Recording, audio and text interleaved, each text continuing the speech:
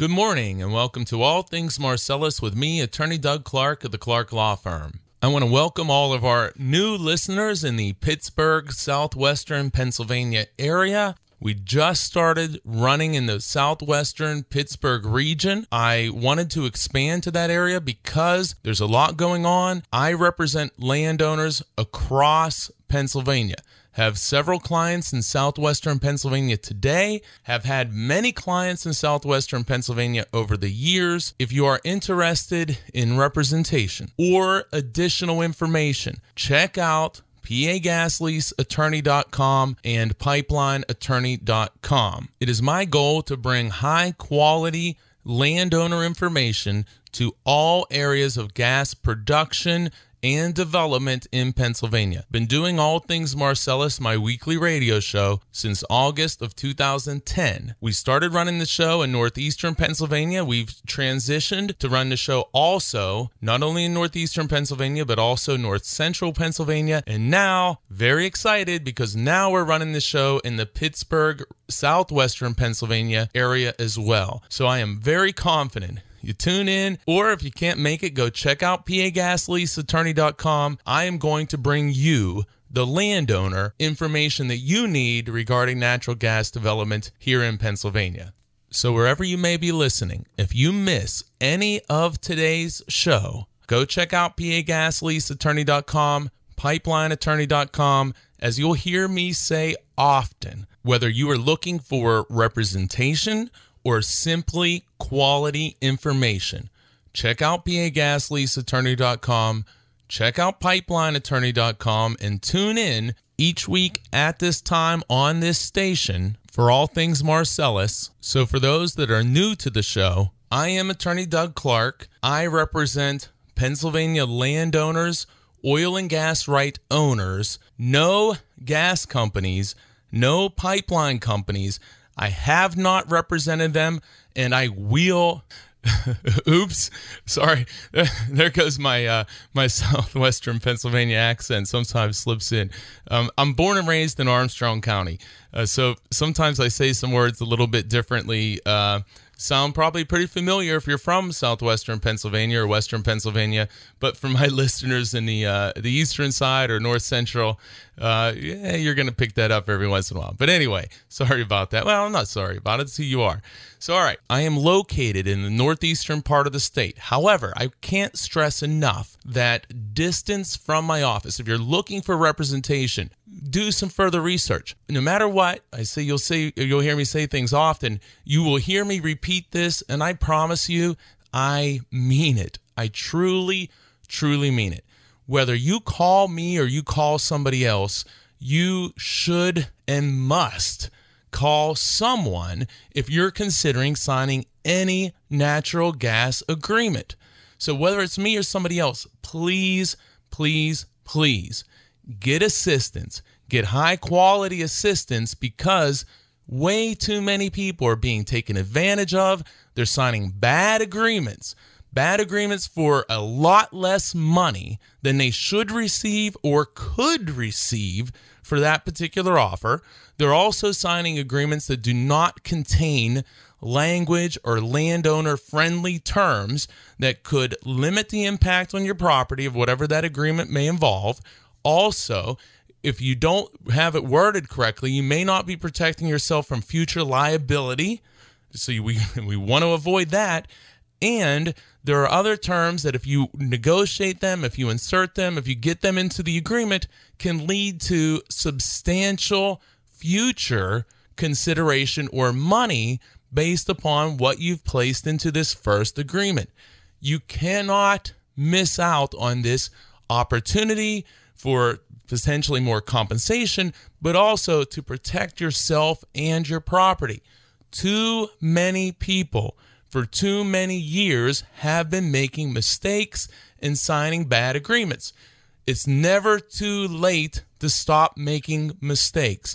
And I do not ever mean that in a negative way to landowners because there's not a lot of information out there to assist you. So we want to get you this information. And whether you just listen each and every week or once in a while, and whether you never even call, you're going to get good quality information from the show. And if you need representation, if you're presented with any natural gas agreement, whether it be a pipeline, whether it be a lease amendment or modification, extension, compressor station, roadway agreement, well site agreement, you name it, you can call the office, find out about what we do, and see if we're right for you. For regular listeners, here comes the broken record part, but it's true. I have represented landowners not only all across Pennsylvania, but who live throughout the country and even in other countries. So just because you may be located geographically far from the office, do not let that deter you or prevent you from giving us a call, checking out what we do. Again, I had just in the last 6 months, I signed the highest, or my client, not me, I wish it were me, but my client signed the highest per acre compensation on a gas lease that I've ever done. And I've done hundreds and hundreds of gas leases. You'll hear me say this, and I don't mean it for bragging purposes, but I mean it for informational purposes. Who are you listening to? What is this guy talking about? What does he know? Well, I've negotiated pipeline right-of-way agreements with over 50 separate companies across Pennsylvania. Please don't take that as some braggadocious statement. I'm saying it because I want you to understand, as a new listener maybe, that this information or things that I'm talking about are coming from a wealth of experience. I only represent landowners on oil and gas and oil and gas related matters. What I like to do, we try to do this show where I look at, what are the hot topics? What's coming in? What are the calls that I'm getting? We get calls from all across the state and literally all across the country for landowners who have land or oil and gas rights in Pennsylvania. Another thing, which I got to tell you, I'm kind of proud of, and I think it's funny, I have represented multiple company employees and even landmen in matters of their own affairs with oil and gas and pipeline agreements and things of that nature. So whenever they, who are in the industry, need an attorney, I've been contacted on many occasions and have represented individuals. No conflict of interest. They're not people that I'm dealing with, but people who work in the industry. And at times, we'll even have calls from an industry individual who says that somebody in the industry referred them to our office. And I take that as quite a compliment. I really do, because, and it also, you know what? It also is a sign for you as a landowner to understand that people in the industry go out and obtain legal counsel who are experienced in these oil and gas related issues to protect themselves in their own affairs. So please understand, you should be contacting somebody, whether it's me or somebody else. You should be contacting somebody whenever you are presented with any oil or gas related agreement, contract, or document. You should be doing that. So again, you're listening to All Things Marcellus with me, Attorney Doug Clark of the Clark Law Firm. I am here every week at this time on this station.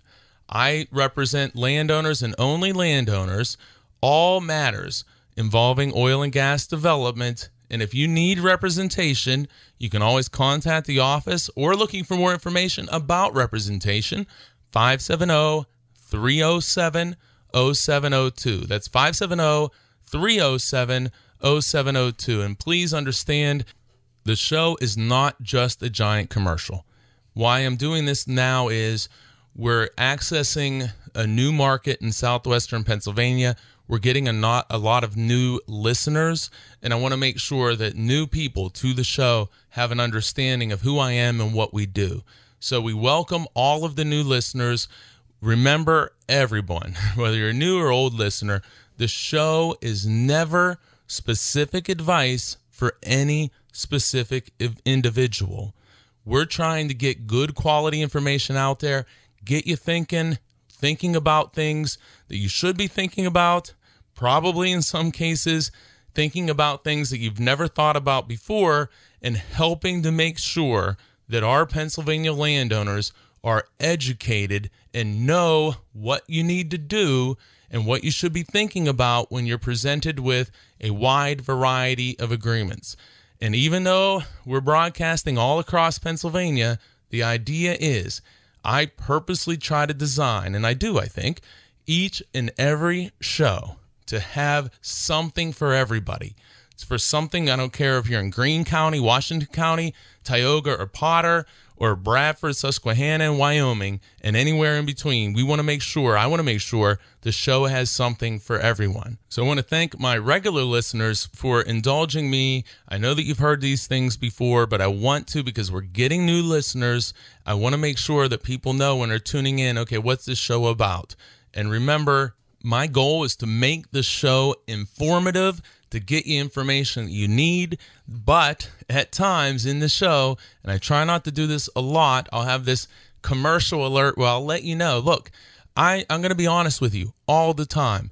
If there's something which is going to be kind of more commercial, saying, hey, call me, the show isn't about call me. But there are times, and there are things that come up, and there are things that are happening right now where landowners in these situations call me or call somebody, but please make a call, because too many people are leaving way too much money and protections on this negotiation table, and landowners are being taken advantage of, and we need to stop it. All right, when we get back, boy, I got a lot of things to talk about. But when we get back, we're going to jump into it. We're going to start on the first segment here. Again, old listeners, thanks for bearing with me. New listeners, it is great to have you. I'm so excited about reaching a whole new group of landowners. When I get back, I'm going to jump into the first segment. We're going to start hitting the substance of the show. Stay tuned. You're listening to All Things Marcellus with me, Attorney Doug Clark. I am going to be here every week at this time on this station. And I'll be right back after this break. Welcome back to All Things Marcellus with me, Attorney Doug Clark of the Clark Law Firm. And we're going to jump into it. And again, for new listeners, there's a lot of variety to the shows, I think, and some of them are going to be are much more high energy. You'll find some that I do where I go on rants quite a bit. And you'll find some others that are going to be very informative where I'll dive into specific contract language, review contract language. But all shows are designed to be educational and informative to all listeners. I tell you, I have a lot to talk about today, and unfortunately, I have a list which is, I call it my scroll, because it is literally that long of topics and things that I want to discuss.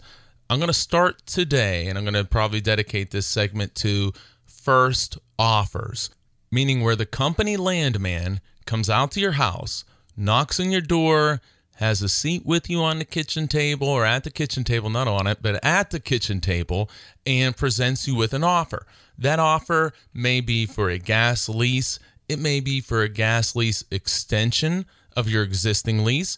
It may be for a new or a pipeline agreement. It may be for a compressor station. It may be for a roadway. It may be for a well site. But it's the first offer that you get. Maybe you get something in the mail. Maybe it's for an interstate pipeline project. Whatever the case may be, at some point, you're going to get a first or initial offer. What do you want to do? First thing you want to do is make sure that you do not have a pen in your hand. You should not. Now look, I say this is never specific advice for anyone, and the show isn't, but I'll tell you this, almost in every possible scenario, and actually I think in every scenario, you do not want to sign and simply accept whatever that first or initial offer is provided by the gas company. And ultimately, if you do sign for whatever that offer is, you're going to want to be more informed and educated and understand that offer. Understand, could you do better? What could you negotiate? Is there more money there?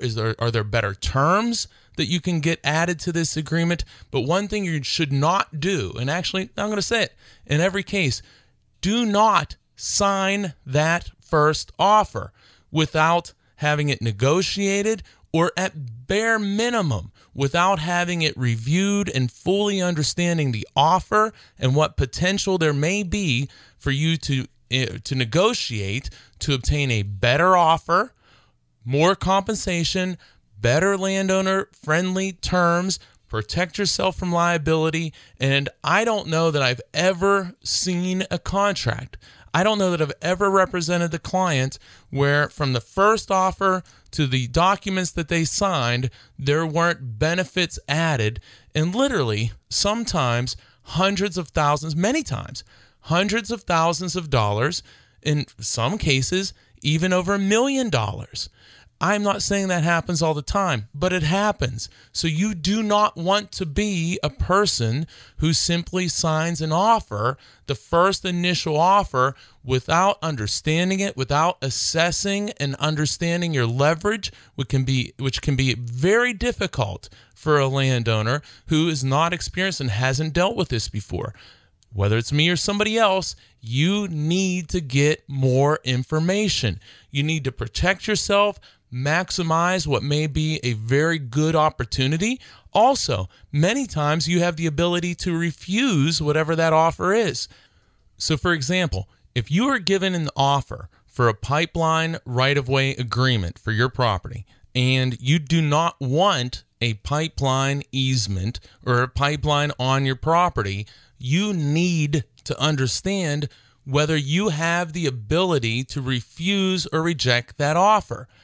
And you cannot rely on the pipeline or gas company landman to inform you of your rights. I say this, I do it now every show, and here it comes now and might even pop up again later.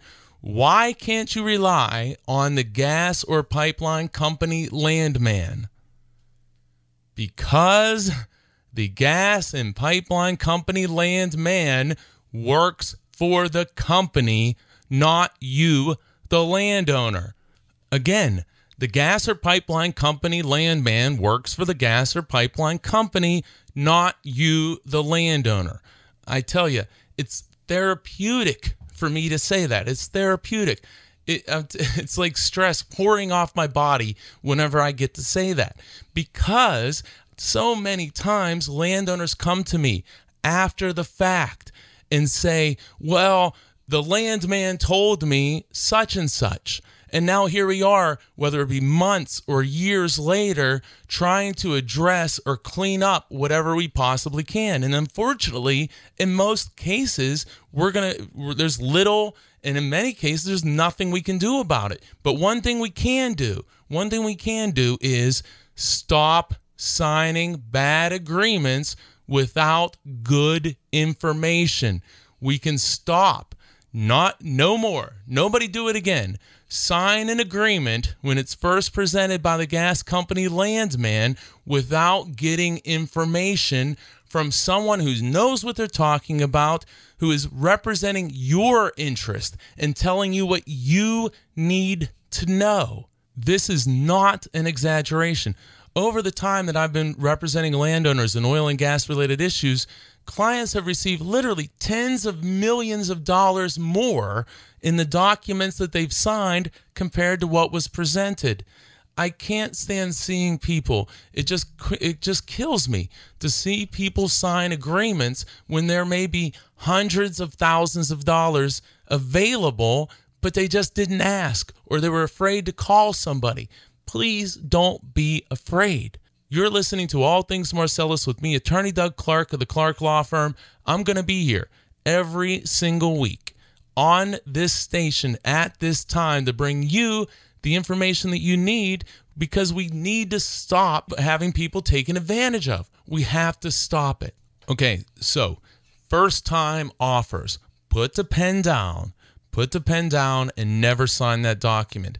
You got to get more information.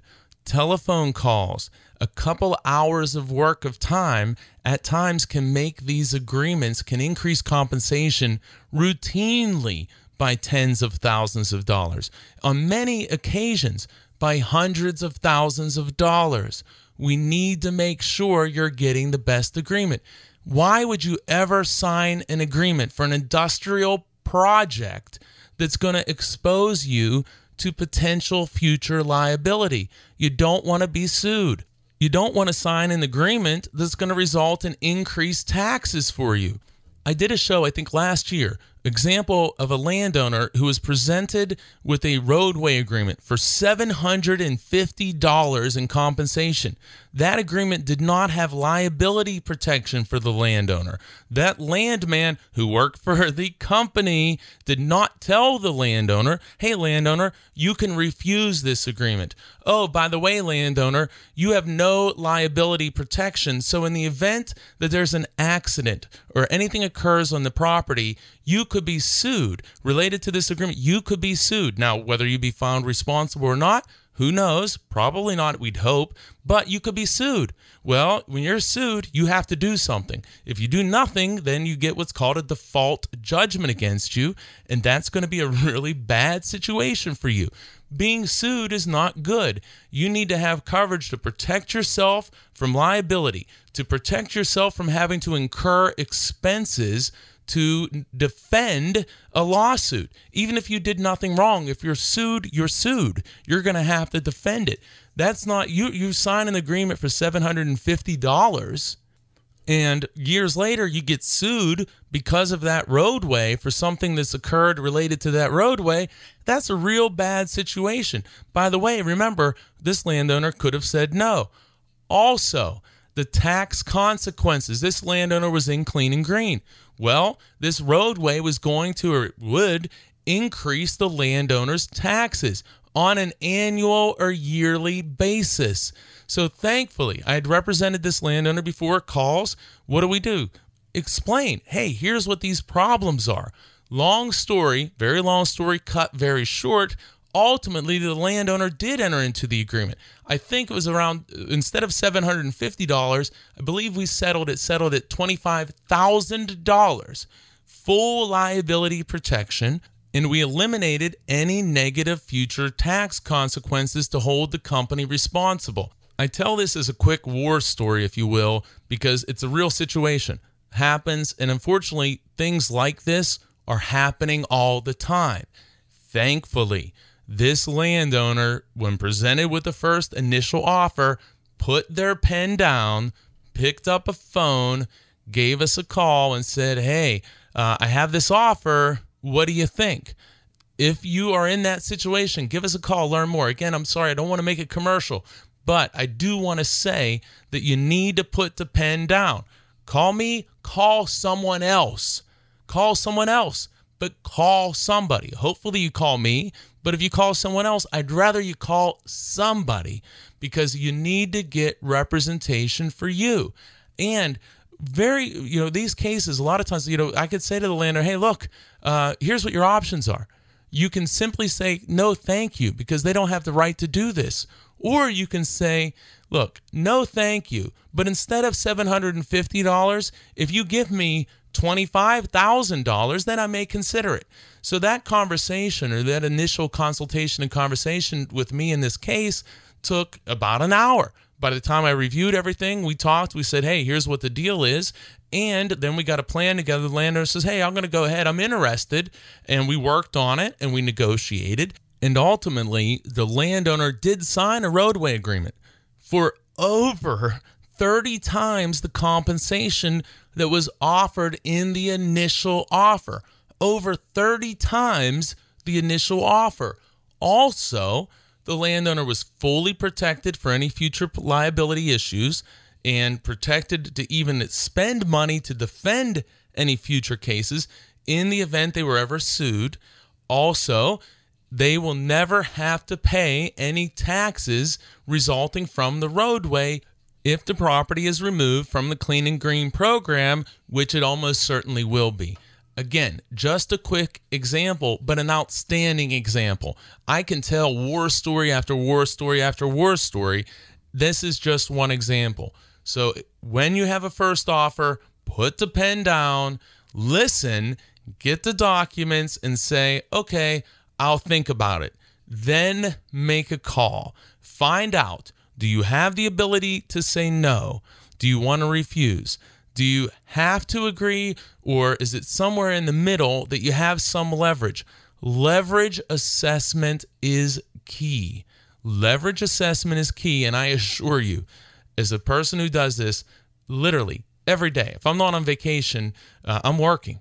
And so somebody doing this every day, I can tell you, leverage assessment is very tricky, and that is the key to make sure that you're going to either refuse if you want to refuse, negotiate to get the best possible agreement for money. And I always say money is easy. Money's simple. It's a number. But also language and protections. Too many people have been taken advantage of. Too many people have been trusting the landman who works for the gas and pipeline company. And we're going to change it. We are going to change it. You're listening to All Things Marcellus with me, Attorney Doug Clark of the Clark Law Firm. I am here every week at this time on this station. If you haven't been to the websites, go to pagasleaseattorney.com, pipelineattorney.com. Great landowner information there. We're updating the sites all the time. We just added the new search feature. So if you go to pagasleaseattorney.com, you go to pipelineattorney.com, there's a button there you can click on, and then you can search any type of keyword. So if you're interested in gas leases, pipeline agreements, meter sites, whatever the case may be, you can just go search. You'll find hours and hours of radio shows. You'll find a whole bunch of written content. Go check it out. You're listening to Attorney Doug Clark and All Things Marcellus. I'm going to be right back after this break. Welcome back to All Things Marcellus with me, Attorney Doug Clark of the Clark Law Firm. And, I'm a little fired up today. I'm pretty excited. Some shows, like I said before, you'll find that I'm much more excited, and other shows is going to be a little more toned down. So if you're new to the show, you're going to get everything. You're going to get times where I'm ranting and really taking off against gas and pipeline companies, but you're also going to have shows where I'm really going to dive in and get into some technical issues regarding language in specific contracts. What does that mean to you? What should we be looking out for? And how do we help you as the landowner? And another thing you're going to find out is sometimes I'll have a plan, and it doesn't always go exactly, the show doesn't always go exactly according to plan. And what I mean is I come in, I have a good idea, or I have an outline, or I have some talking points I want to get to, but I start talking about something, I get really into that topic or item, and I find myself end up doing an entire show on a subject that I thought I was only going to talk about for a few minutes. I guess that's why at the end of the day, I have this scroll of ideas and show topics that I want to get to. Also, quick reminder, if you go to pagasleaseattorney.com or pipelineattorney.com, you can email topics that you'd like to hear me to address on the show, and I'll look to try to get to those as well. I try to find, like I say, topics and shows that are going to be valuable for all the listeners, whether you're in northeastern Pennsylvania, north central Pennsylvania, southwestern Pennsylvania. There's going to be something in every show that's going to be for everyone. You're listening to All Things Marcellus with me, Attorney Doug Clark of the Clark Law Firm, here every week at this time on this station. And if you're listening to the show and you say, hey, I like what this guy's saying, I'd like to learn more, I'm interested in potential representation, you can contact the office anytime at 570-307-0702. I have clients all across Pennsylvania. I love doing what I do, and hopefully we can help you out as well. All right, and I said I was talking about first offers. I want to go back and I want to hit on it some more. You'll find my friends tease me, my wife teases me. If there's a dead horse, I'm going to keep beating it. Well, and it's because I guess in a case like this, I don't know that this is a dead horse. People are signing over and over and over again bad agreements. They're not negotiating them. They're not getting information. They're not understanding their leverage. They're not informed, and they're relying on the company landman for advice. Or you're going to message boards on the internet and relying on those for advice. You can get some good information there. However, I've seen these message boards. I've read information. I swear to you, I'm convinced that many times that I've read where they got to be gas company landmen or gas company employees out there putting out bad information. Or people that have had a single experience about a single issue, and they're putting that out there. Every situation is different. Yes, we learn from prior circumstances and situations. We learn from prior experiences, but you need to understand everything there is to know about your specific situation. Always get as much information as you can, but you need to make sure that it is relevant, current, and applies to your specific situation.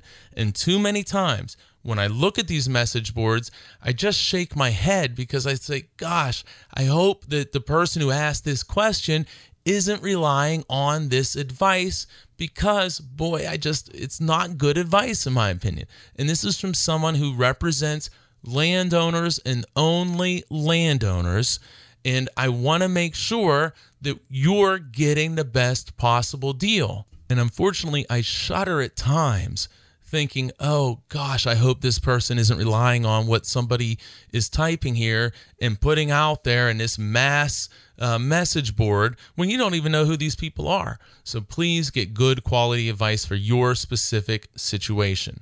And do not just simply rely on advice from your neighbor or something you're reading online.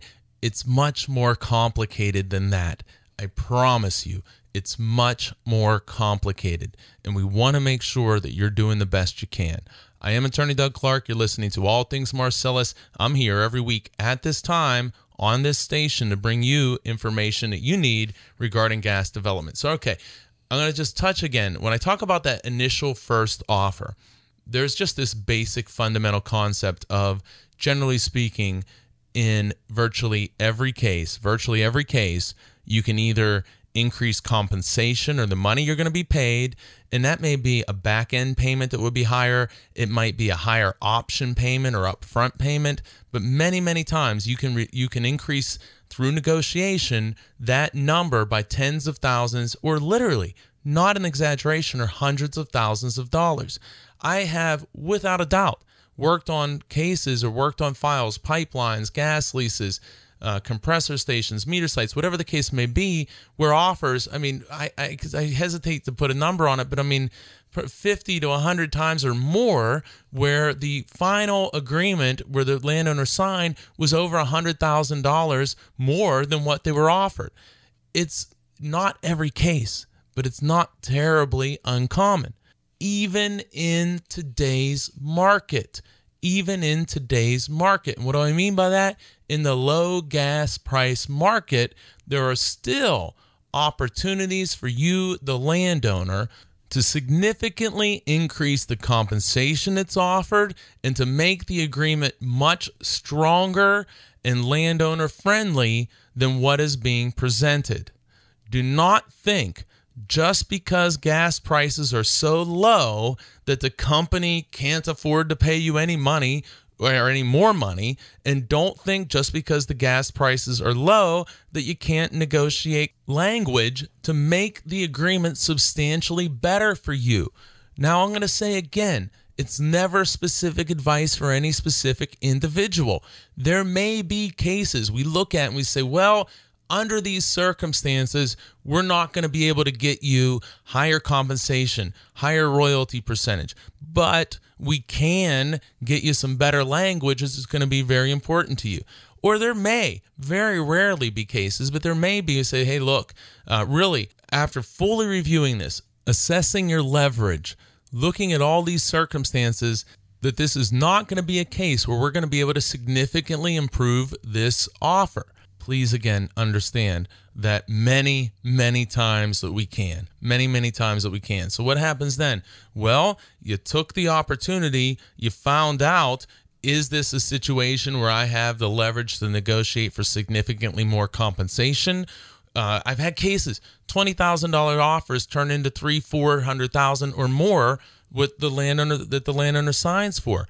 Not all the time, but had that landowner not called and not found out what their leverage was, they would have signed for $20,000 instead of $200,000 or $300,000. And the best news for you as the landowner is to make that determination as to whether you can decline the offer, to assess what type of leverage you have, is only going to take at most a couple hours. At most a couple hours. At most. So for a small investment, and again, I'm sorry it's commercial, but for a small investment, you can find out, hey, am I in that category where I can increase my offer by double, triple, or more, and sometimes much more? Or is this one of these situations where I'm limited in what I can do? Or also, can I refuse this? And there are so many tricks. There are so many tricks, and I've done many shows on this. There are so many tricks and tools that the company landman can use to say, oh yeah, we're allowed to do this. And that can be so misleading. I've done sections too on the websites, pagasleaseattorney.com, pipelineattorney.com. Go check it out to become more educated. Whether representation or not, good information there to talk about how company landmen can not quite flat out lie, but certainly present things in ways that are a bit misleading, where you say, oh, okay, well, I'm going to have to agree to this, I guess, because the company's allowed to do it. Rarely, but sometimes it's that simple, but many times it isn't. And the issue is identifying in your case what rights you have, what leverage you have, and then applying those rights and leverage to your situation. You may be a person where you have an offer, and let's say that offer is $100,000, and that $100,000 is unbelievably important to you at that time. And $100,000 is a lot of money. So you're offered $100,000. Well, then we're going to look to say, okay, what is this leverage? Can you refuse it? Well, no, you want to do this. Well, what is your leverage? Can we negotiate for more money? Now, at the same time, we want to also be very careful and be aware that, hey, too aggressive in the negotiations can have a negative impact.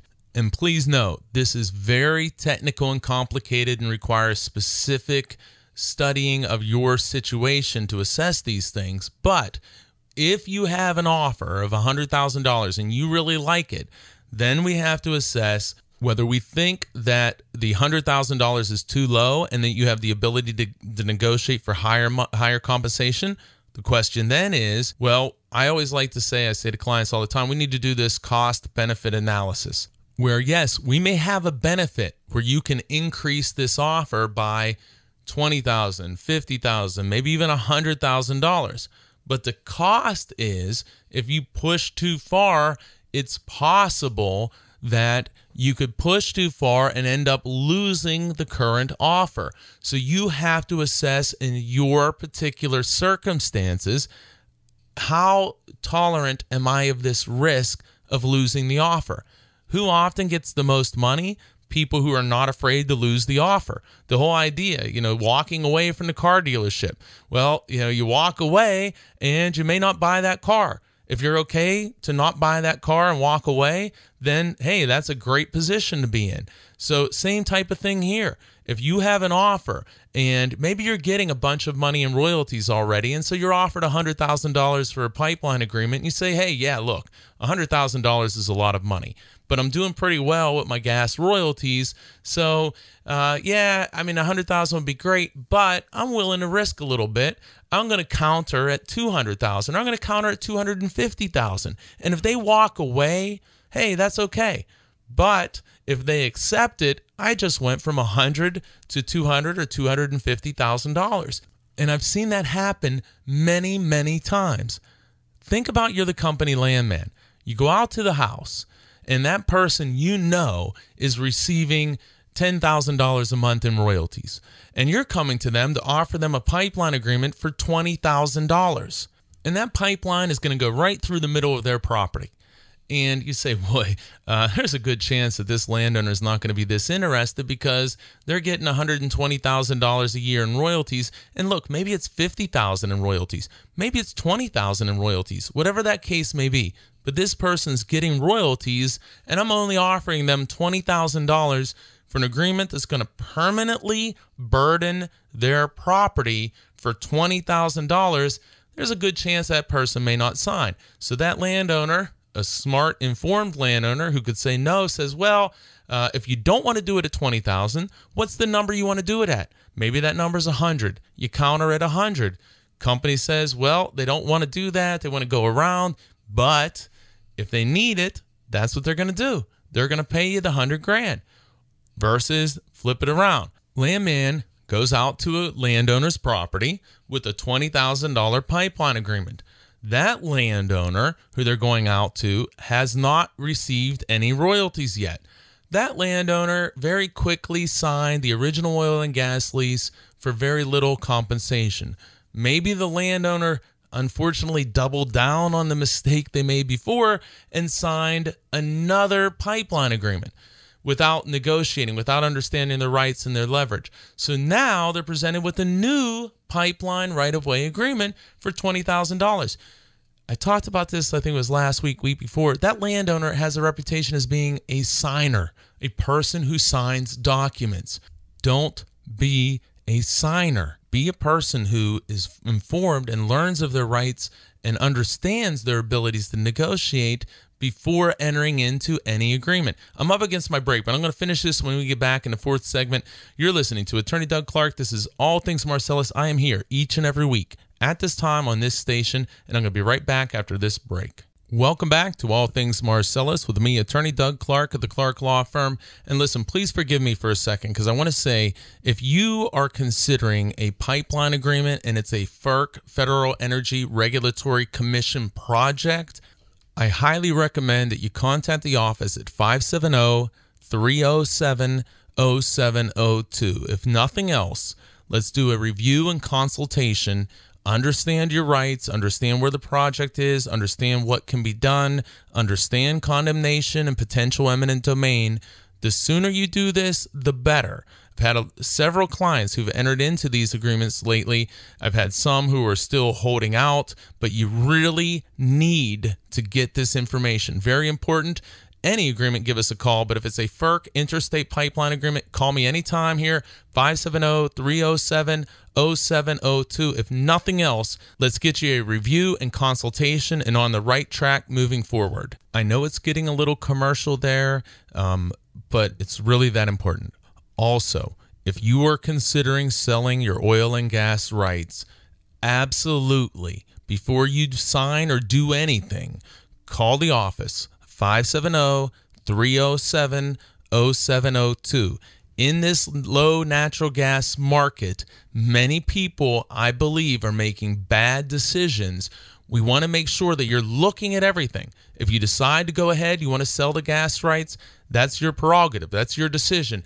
But we want to make sure that you're considering everything, and you need to change the language in those documents that they're asking you to sign. We'll explain all that to you. Again, you contact me anytime, 570-307-0702. So I want to circle back here and summarize again. Many, many times, the person who is able to negotiate for the highest compensation, the best possible agreement, in almost all cases, is a person who is willing to allow the offer to go away. So they're saying essentially, hey, if this offer goes away and I don't enter into an agreement, I'm okay with that. So in that position, when you make your offer or you make a counter offer, if the company says no, you're okay with that. Just like you hear that old story all the time about when you're going to buy a car, you have that threat of, I'm walking out of the showroom and I'm not going to buy the car. Well, two things can happen. The salesman can stop you and say, oh, wait a second, let's talk some more. Let's see what we can do. Or you walk out of the showroom and you don't have the car. The same type of concepts work here as well. So if you're willing to let the offer go by, then you're in a really nice negotiation point or stance. However, the offer may go by. Or if you're a person that says, wow, in our car example, if you really want this car, you got to be careful when you say, I'm walking out of this showroom, because you may walk out of the showroom and you're not being stopped. The salesman doesn't stop you, and now you don't have the car that you really wanted. So we got to look at your situation in these negotiations, and the assessment of leverage doesn't end there. You have to assess your risk tolerance. You have to understand what you're giving up, or what is the potential that if you're asking for more money, what's the likelihood that the company may accept it? What have we seen before? What have we seen this company do? What have we seen other companies do? And we also need to look at today's current market. You can't go out on the internet and say, oh, well, this guy did this or this guy did that. You have to understand today's current market. Also, you can't fall victim to the whole company tactic in this time of nobody has any money, gas prices are so low, we can't pay any more money, we can't pay any more money. Well, maybe in some cases that's true. But I'll tell you this, in many other cases it isn't. I've seen offers to buy oil, gas, and mineral rights over $8,000 an acre in these market times. I have seen lease bonuses in the last 6 months in this market, and I gave the example earlier, I had the highest per acre bonus compensation I've ever negotiated in an oil and gas lease within the last 6 months. And I'll tell you, I've done many at $6,000 and 21%. So my point is, there are many different factors that you need to look at, and you sure as heck can't rely on the company landman to explain your options and educate you on your negotiation leverage. Why? Because they work for the company. That's not their job. That would be a complete conflict of interest. Their job is to get the best possible deal for their employer, the company, not you, the landowner.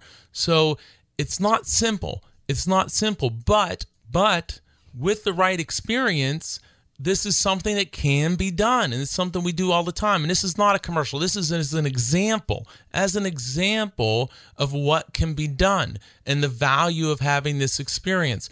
So it's very complicated. Again, it's complicated. There's no single factor. But again, circling back around to the individual in a car dealership that really wants that car but is trying to get a lower price, we may not want you to say, I'm walking out of here. I'm walking out of the showroom because your price is too high. With the gas industry, we may not want to say, hey, instead of $100,000, give me $200,000. And that ends up killing the deal. You got to judge and weigh everything. And from experience, and that's the thing that bothers me, where you can have a neighbor or an individual online that talks about one single experience that they had. It is nowhere near that simple. There are many things you need to consider. And a good attorney is going to look at and say, okay, it's not just about, oh, how do we get you more money? Can we get you more money? That type of thing. That's absolutely a major part of it. But also another part of it is, what is your risk tolerance? What is the potential benefit that we can obtain? But what are we risking? What is the cost? What is the risk that you're putting up to obtain that benefit? So I often talk to my clients about the concept of diminishing returns. And what that means is, in this example is, hey, do you want to spend more money? Do you want to take on more risk for a return that may only be for another $5,000 or $10,000? Do you want to jeopardize a $100,000 deal over $5,000? Maybe you do, but most people don't. You're listening to All Things Marcellus with me, Attorney Doug Clark of the Clark Law Firm. I'm here every week at this time on this station to bring you the information you need regarding natural gas development here in Pennsylvania. So there's no single issue. It's not that simple. We need to look at the big, entire, total picture and your circumstance and your situation. If you're a multi-millionaire and I have clients like that, you have $100,000 on the table, you say, hey, look, $100,000 would be great, but I'm going to push this thing because I think we have a lot of leverage. We talk about it, we assess it and say, yeah, you know what, I think you really do. And we come together with a plan. And that landowner may say, well, instead of $100,000, I'm going to ask for $300,000 or $400,000. And I'll tell you, there have been times where I've had clients that were at $100,000 who come up with an idea or a conclusion that they want to ask for $1 million or they want to ask for $500,000. And there have been times where I've gone back to the company with this super high demand, and there's a part of me that's like, oh boy, this is never going to work. And then sure enough, Not all the time, but company comes back and they agree. Well, what's the first thing that happens then? You say, darn, we should have asked for more money. But you don't know for sure, but you're doing all of this consideration, all of this factoring, looking at your circumstances, looking at what this company has done in the past, looking at development in your area, looking what other companies have done, considering gas prices, considering your risk tolerance, your place in life. All of these things need to be weighed. Now, we've had cases where we ask those numbers and you never hear the company come back, or the company comes back somewhere in between. And we're basing our discussions off of an extensive amount of experience in these similar circumstances. Now, again, flipping to the other landowner who is not a millionaire. And most of my clients are not multimillionaires. Some are. Most aren't. We need to look at you and your situation. I have an 18-year-old son. I have a 20-year-old son. One is in college. One's about to go to college. And my wife and I, along with her uncle, have substantial ownership interest in over 400 acres in Wayne County in northeastern Pennsylvania. Well, if we were given a pipeline offer, and let's say hypothetically that my wife and I's share of this offer would be, I'll make up a number, $200,000. Well, given the cost of college and at this age of my children, that may be something that's going to be pretty attractive to me and be very helpful with the cost of college to get these kids on a really nice, good start, and either they or I not be saddled with substantial debt. In that case, I may not want to be overly aggressive and push for $400,000 or $300,000. But after assessing leverage, I may say, well, all right, I think $400,000 might be a bit crazy, but boy, am I pretty confident that we could get $250,000. So I need to assess my leverage first and foremost. Then I need to assess my risk tolerance. So what would happen if it goes away at $200,000 and I don't get anything? What am I going to feel like then?